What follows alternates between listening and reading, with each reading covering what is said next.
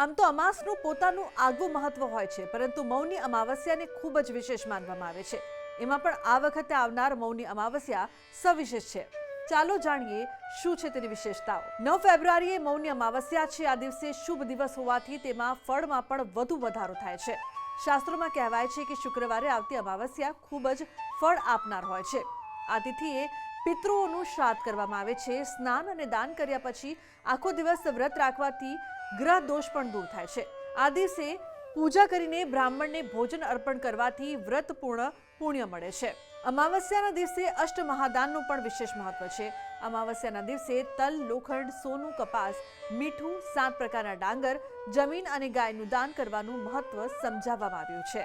આ વસ્તુઓનું દાન કરવું એ 8 મહાન દાન છે.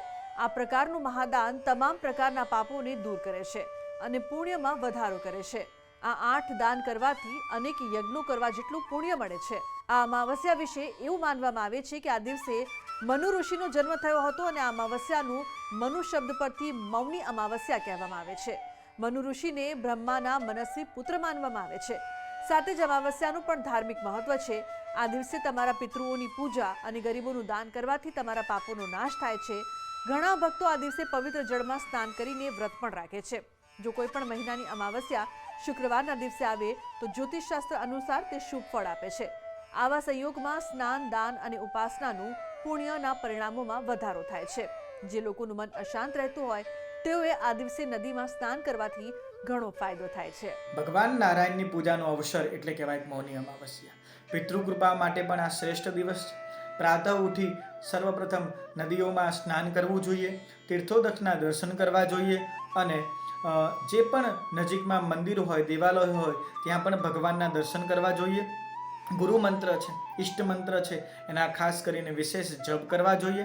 તો આજના મારા અહેવાલમાં બસ આટલું. ફરી મળીશું એક નવી અને મહત્વપૂર્ણ જાણકારીની સાથે, પરંતુ આ વિડીયોને આપ ખાસ લાઈક કરજો અને શેર પણ કરજો. નમસ્કાર.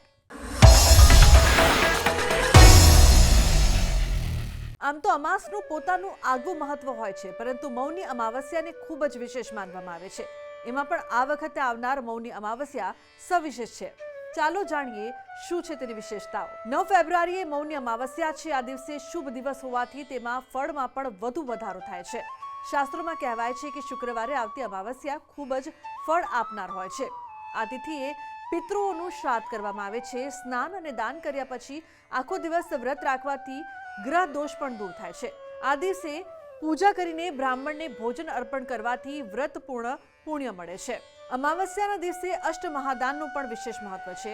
અમાવસ્યાના દિવસે તલ, લોખંડ, સોનું, કપાસ, મીઠું, 7 પ્રકારના ડાંગર, જમીન અને ગાયનું દાન કરવાનું મહત્વ સમજાવવામાં આવ્યું છે.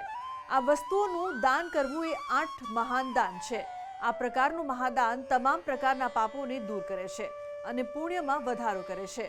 આ 8 દાન કરવાથી અનેક યજ્ઞો કરવા જેટલું પુણ્ય મળે છે. આ અમાવસ્યા વિશે એવું માનવામાં આવે છે કે આ દિવસે મનુ ઋષિનો જન્મ થયો હતો અને આ અમાવસ્યાનું મનુ શબ્દ પરથી મૌની અમાવસ્યા કહેવામાં આવે છે. મનુ ઋષિને બ્રહ્માના મનસ્વી પુત્ર માનવામાં આવે છે. સાથે જ અમાવસ્યાનું પણ ધાર્મિક મહત્વ છે. આ દિવસે તમારા પિતૃઓની પૂજા અને ગરીબોનું દાન કરવાથી તમારા પાપોનો નાશ થાય છે. ઘણા ભક્તો આ દિવસે પવિત્ર જળમાં સ્નાન કરીને વ્રત પણ રાખે છે. જો કોઈ પણ મહિનાની અમાવસ્યા શુક્રવારના દિવસે આવે તો જ્યોતિષશાસ્ત્ર અનુસાર તે શુભ ફળ આપે છે. આવા સંયોગમાં સ્નાન, દાન અને ઉપાસનાનું પુણ્યના પરિણામોમાં વધારો થાય છે. જે લોકોનું મન અશાંત રહેતું હોય તેઓએ આ દિવસે નદીમાં સ્નાન કરવાથી ઘણો ફાયદો થાય છે. ભગવાન નારાયણની પૂજાનો અવસર એટલે કહેવાય મૌની અમાવસ્યા. પિતૃકૃપા માટે પણ આ શ્રેષ્ઠ દિવસ છે. પ્રાતઃ ઉઠી સર્વપ્રથમ નદીઓમાં સ્નાન કરવું જોઈએ, તીર્થોદકના દર્શન કરવા જોઈએ અને જે પણ નજીકમાં મંદિર હોય, દેવાલય હોય ત્યાં પણ ભગવાનના દર્શન કરવા જોઈએ. ગુરુ મંત્ર છે, ઈષ્ટ મંત્ર છે, એના ખાસ કરીને વિશેષ જપ કરવા જોઈએ. તો આજના મારા અહેવાલમાં બસ આટલું. ફરી મળીશું એક નવી અને મહત્વપૂર્ણ જાણકારીની સાથે, પરંતુ આ વિડીયોને આપ ખાસ લાઈક કરજો અને શેર પણ કરજો. નમસ્કાર.